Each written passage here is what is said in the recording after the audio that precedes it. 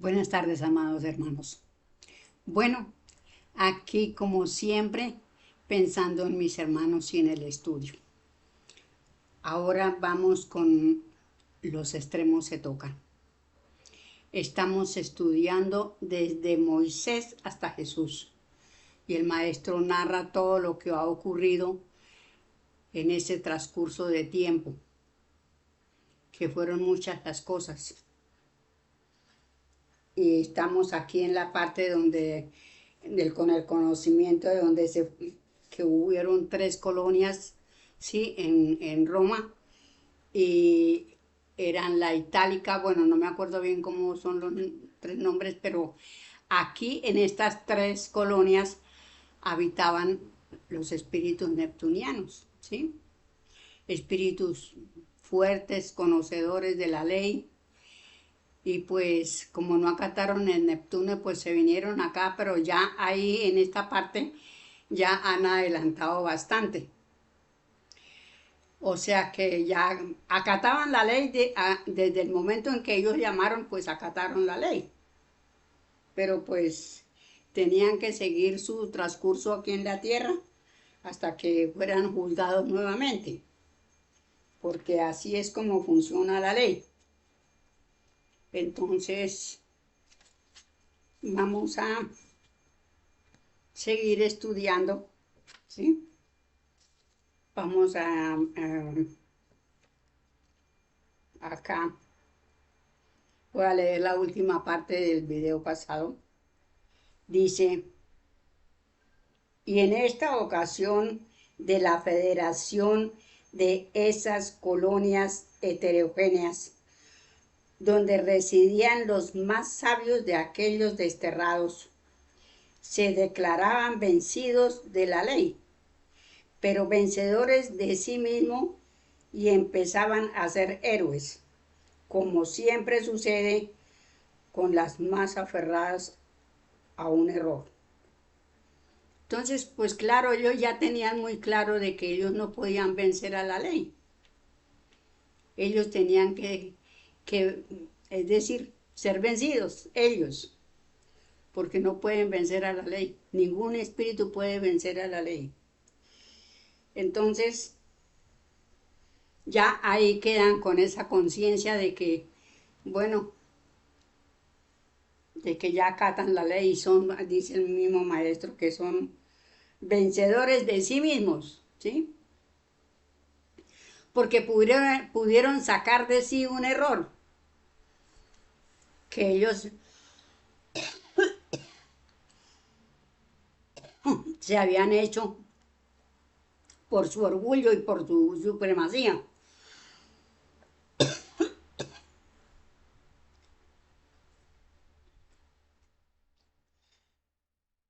Bueno,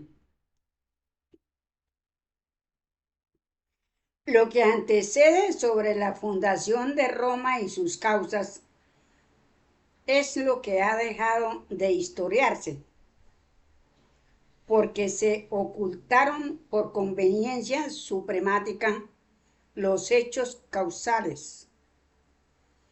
Lo demás, de nombres y progresos que halagan la vanidad,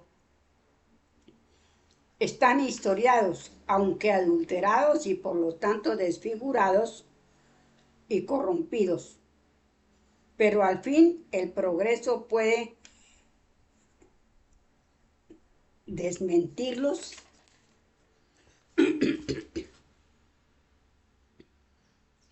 y los desmiente en su error.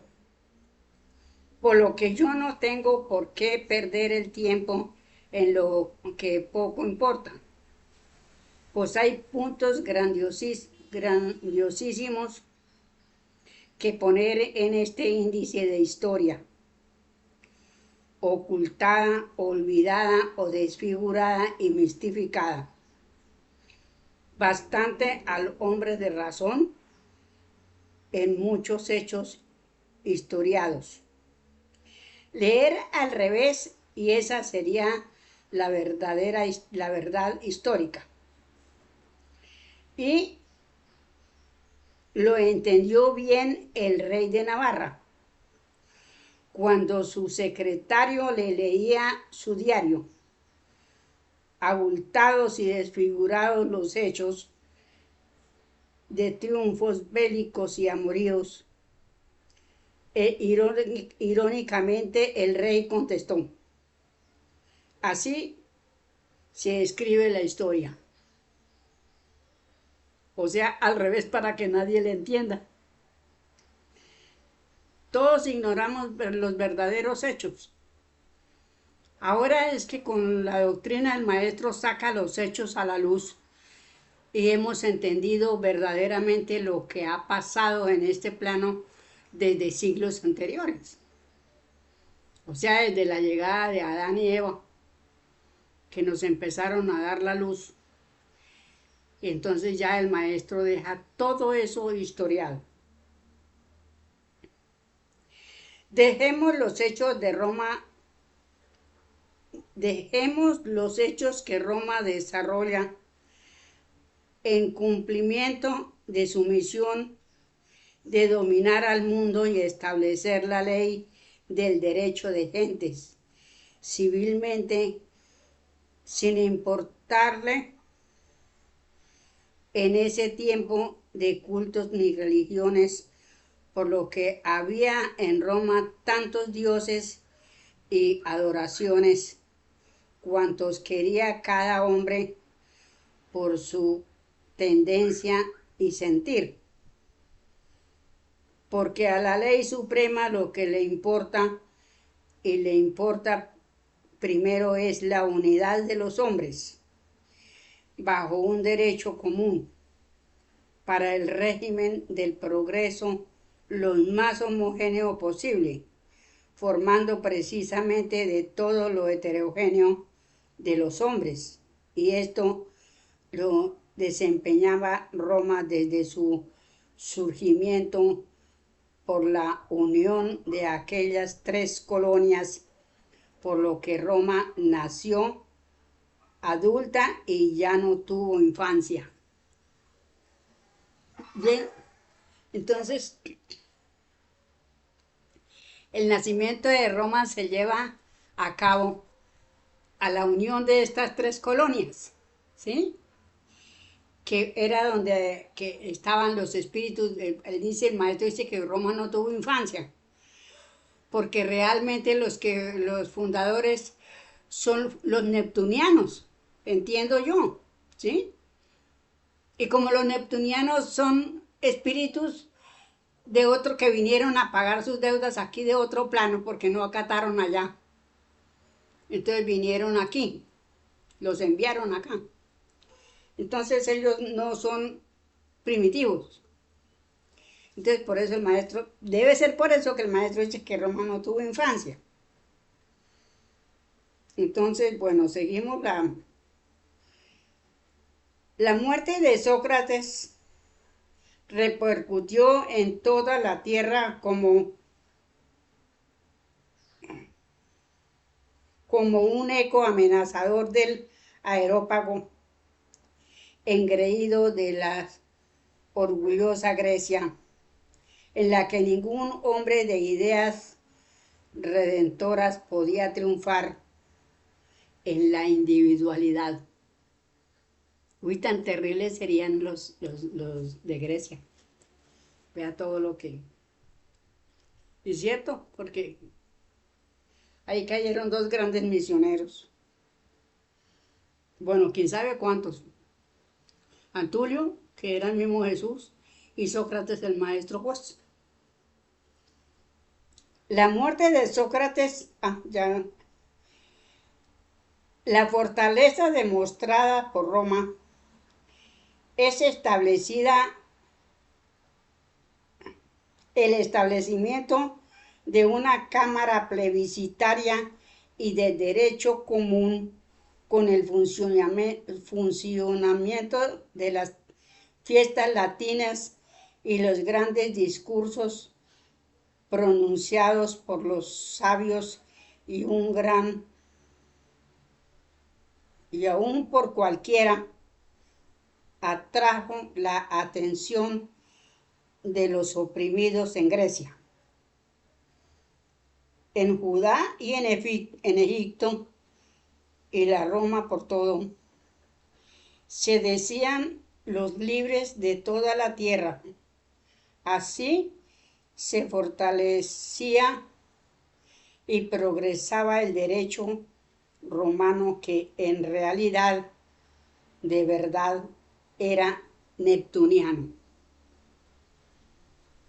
Bueno, entonces ahí tenemos que el maestro Francisco Javier dio el derecho, ¿sí? Las leyes de derecho. Y él las trajo de Neptuno, lo mismo que las ferias latinas. Y en esas festividades de las ferias latinas, pues los patrones o los amos, digamos, atendían a sus criados. Y entonces empezó a cambiar el sistema, porque ya hubo un poquito de comprensión, un poquito de todo, según entiendo yo.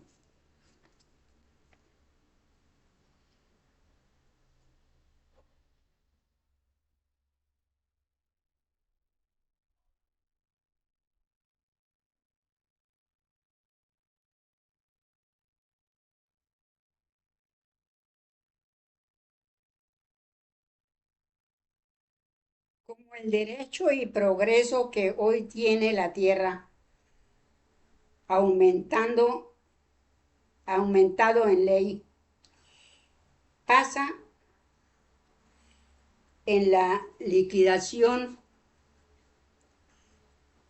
a regenerar otro mundo. Esta es la marcha eterna del progreso que el Espíritu tiene mandado hacer y llevar por el infinito. Estamos llegando a las culminantes de esta etapa de la siembra que el investigador tenía que hacer. Grecia acometió con furia a Israel porque había descubierto que las tendencias que habían llevado a aquellos dos irreductibles, Antulio y Sócrates, tenían su fundamento en aquel pueblo, en su doctrina Veda y la ley mosaica. Al efecto, invadió la Caria, destruyendo la ciudad de su nombre. Pero aquí hay un hecho del más grande interés para la humanidad, y era en los tiempos de Antulio y de Isaías y el pastor David. Las matronas israelitas que fueron y serán el ejemplo del amor de madres, el espejo de la fidelidad y de la ley, y el brazo invencible de su defensa, sembrando en sus hombres el valor y el deber. Revistieron ellas al enemigo en las puertas de Caria, en tanto que sus hombres luchaban con los griegos, reteniéndolos en su invasión para que no llegaran a Cariantarín, donde se guardaba el arca de la alianza, por lo que Cariantarín significa ciudad del descanso. Bueno, ahí el maestro habla y deja dicho, ¿sí?, que David fue quien recuperó el arca, la escondió en una pirámide, encerrando con el arca al hermano que se la ayudó a llevar.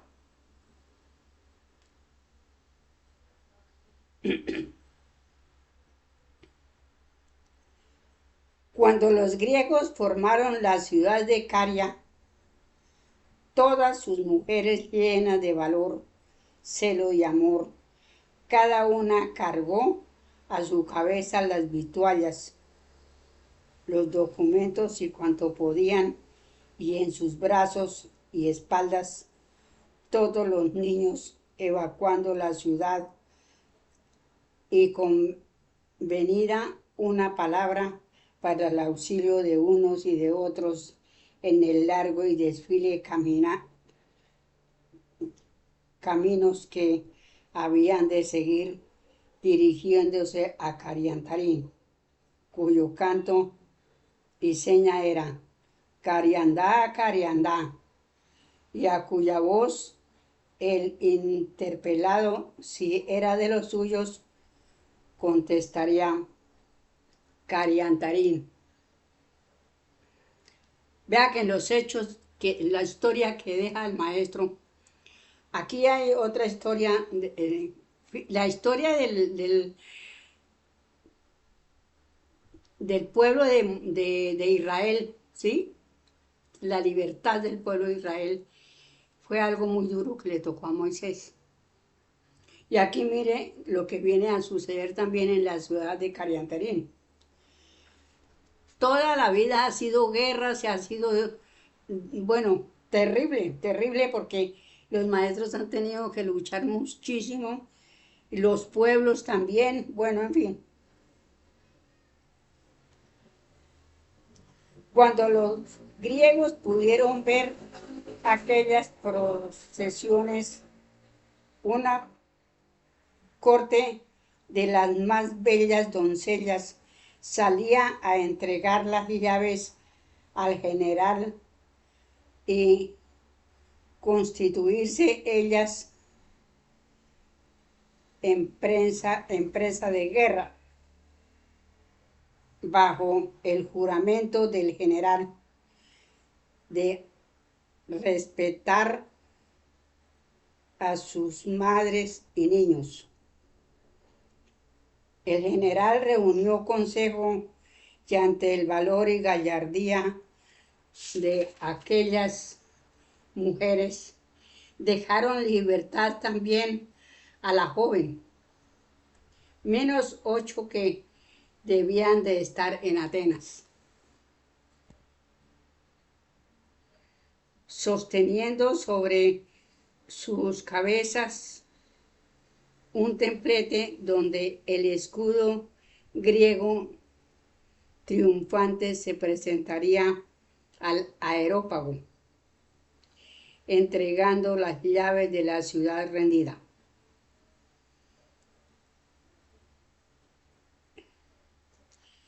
Entrada tan original como inhumana y bella a la vez, no podría quedar oculta. Y los artistas la copiaron fielmente,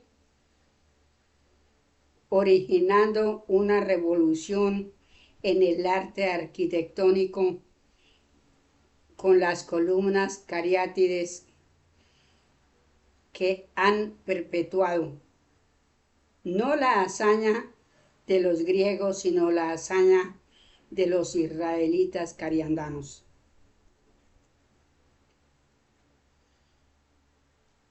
Dominada Grecia por Roma, Cicerón encuentra en la arquitectura la causa de las cariátides y de ella sacó la palabra latina charitas, que servía de acusación a Grecia, por lo que significaba falta de sentimiento o injusticia, y así era charitas, un himno de amor y valor y celo de las matronas de Caria, y por lo tanto un baldón para Grecia.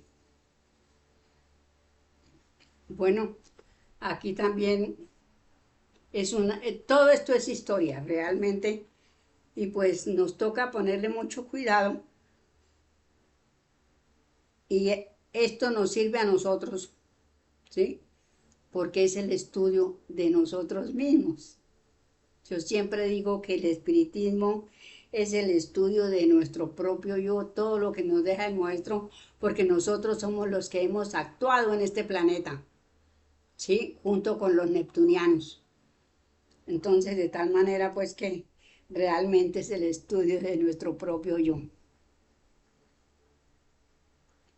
Ya el imperio de derecho, nacido en el surgimiento de una ciudad por la unión de tres colonias, cada una representación de la rebeldía de las tierras dominadas por el despotismo supremático civil y religioso, se ha impuesto.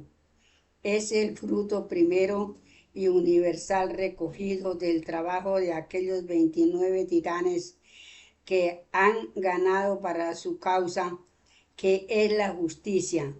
La mayoría de los desterrados sabios neptunianos y una gran parte de los primitivos que se plegaban por su contacto, por la afinidad, creada primero en la unión de cuerpos y luego en la unión de aspiraciones, de tirar el aprobio de yugos denigrantes de la supremacía, cuyo bloque era tierra preparada y abonada para poder sembrar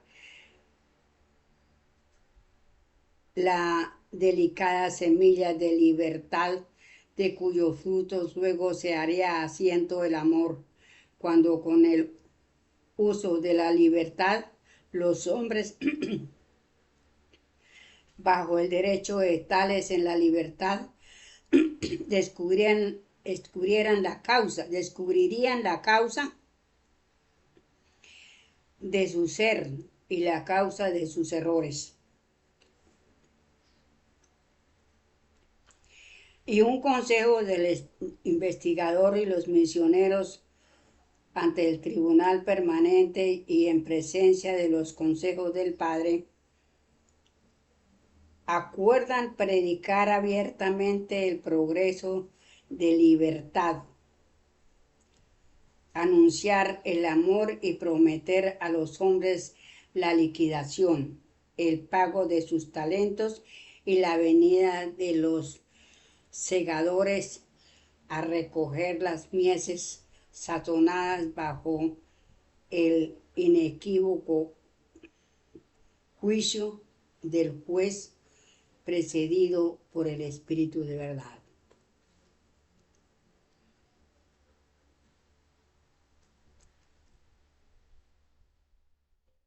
Era el momento más delicado de la batalla, empezada en sed, y no había que desperdiciar nada de los medios que la ruda experiencia les enseñaba. Cada uno ocupó su puesto y todos los 29, más todos los ya sabios maestros, habían de tomar carne y parte, incluso el investigador y el espíritu de verdad, que debían presenciar los hechos en el mismo escenario donde se habían de realizar, encargando a dos de los 29 la extensión de la semilla. Aparecieron cada uno de los preparadores de la jornada. Unos figuraban en las clases de doctores, otros en las artes y otros en la agricultura.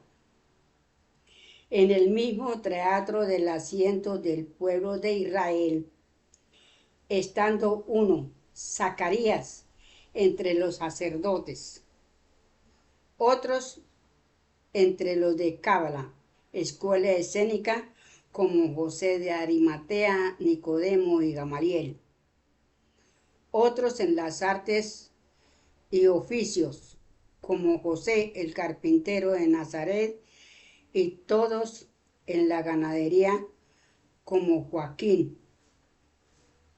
Y otros en la ganadería como Joaquín. Y en esos días se hace hombre el espíritu de verdad que nace de un procónsul romano en Calahorra, hoy Calahorra, España.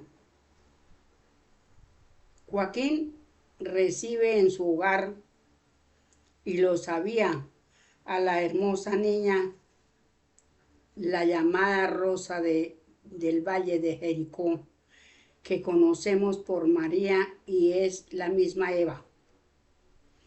En tanto que Adán es José, el carpintero de Nazaret. Es el casado con Débora y ya viudo y padre de 5 hijos, y en la edad de sus 40 años, no por acá, sino por justicia, bajó de la montaña del valle y se unió a la bella María, de 16 años de edad y criada, educada en amor y en las obligaciones de una casa, donde Ana, su madre, gran matrona por la prole y su solicitud, hacía la excepción de la ciudad, por cuyo ejemplo María, si era niña en los años, era mujer de hacienda en la educación. No es verdad que María estuviese recluida en el templo ni a cargo del sacerdote Simeón, sirviéndole de fe que su padre Joaquín pertenecía a la cábala de Moisés, como también José el carpintero. José llevó a su esposa a la ciudad de Galilea, que se llamaba y se llama Nazaret, donde José tenía su casa y taller en el centro de la ciudad, y no era una casucha miserable, sino un palacio y regio para aquellos tiempos, y hasta con jardines, lo que quiere decir que era relativamente rico, con su casa y su taller y oficios de primera necesidad. Bueno, entonces aquí tenemos que estamos estudiando, ¿sí?, en la parte que nace la Madre María, que va a ser madre de Jesús. Y en esa ocasión estuvieron todos los misioneros encarnados, ¿sí? Porque era una de las cosas más importantes, de los hechos más importantes de la historia, ¿sí?, de nosotros y de los misioneros. Porque resulta que María, el Maestro Jesús nace, ¿sí?, y todos tenían que estar presentes, porque iba la ley a mirar, ¿sí?, a ver qué iba a pasar con el misionero, porque ya, pues en los consejos del Padre ya sabían que nosotros éramos los primitivos terribles. Ahí se vino todos los misioneros y encarnaron, que el maestro Javier ahí en esa es Pilatos, ¿sí? Y todos a una tendencia, a la misma tendencia pues de presenciar la tarea del Maestro Jesús. ¿Y qué le iba a pasar? ¿Cómo iban a suceder los hechos? Porque realmente pues todo esto ya se venía, había que preparar un juicio, ¿sí? Y como ya se había anunciado el juicio desde Isaías, entonces pues todo esto venía a ser de gran importancia para la humanidad. Y fue tan terrible el hecho que ya sabemos lo que sucedió y que pues desgraciadamente, como digo yo a veces, que por la ignorancia, por la supremacía, por todo, ¿sí? Se llegó al hecho de crucificar al Maestro Jesús. Mistificaron su vida. Todo. Bajo la religión no se conoce nada del Maestro Jesús. Empezando porque la religión dice que el Maestro Jesús fue engendrado por el Espíritu Santo. Y que el Maestro, a otra cosa que yo estuve buscando en Google, porque uno se pone a investigar por aquí y por allí, y el Maestro Jesús aparece como fundador de la religión católica, apostólica y romana, lo cual es una falsedad, porque él no fundó nada, ni escribió nada. Él solamente predicó, dio, porque él era el Mesías del amor y la libertad, enseñó todo verbal a sus apóstoles, les enseñó muchas cosas. Y entonces, pues, ahí tenemos el desbarajuste de que realmente bajo las religiones no se conoce al Maestro Jesús. Entonces, yo digo que bendita la hora en que se cumplieron los tiempos para que viniera el Maestro y nos juzgara y nos diera todas estas verdades, porque ya estamos saliendo de la ignorancia, ¿sí? De todo aquel yugo al que fuimos sometidos o que nosotros mismos los buscamos, bueno, no se sabe cómo, pero lo cierto es que estuvimos en el rol de ese carro, pero que gracias a nuestra santa ley de amor ya ya salimos de ese carro. Entonces yo por ahí los dejo, amados hermanos, con este nuevo conocimiento.